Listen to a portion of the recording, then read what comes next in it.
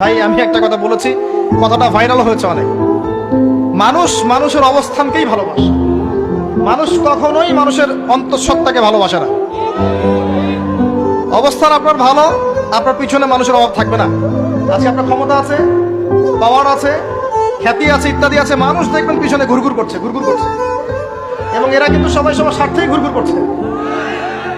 এর বাইরে আল্লাহ পাক কিছু মানুষের মনে আল্লাহর পক্ষ থেকে মহব্বত দেন, এটা আলাদা বিষয়। আপনি মানুষকে সন্তুষ্ট করতে পারবেন না।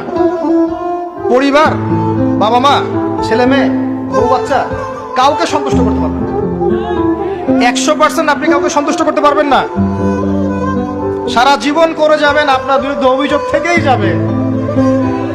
শুধু আল্লাহ রাব্বুল আলামিন অপেক্ষা করে বসে আছেন, আপনি কখন তওবা করে তার দিকে ফিরে আসবেন।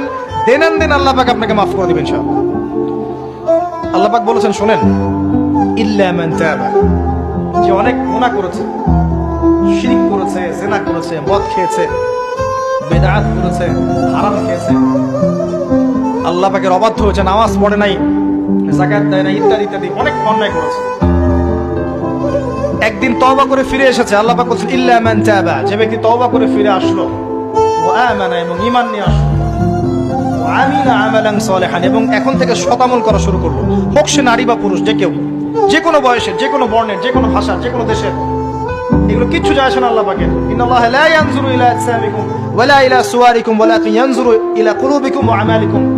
আল্লাহ পাক শুধু কলম দেখেন, আমল দেখেন, রক্ত মাংস বর্ণ এগুলো দেখেন না। আল্লাহ পাক ফিরে এসেছে, আমল, ঈমান এনেছে, আমল সালেহ করেছে।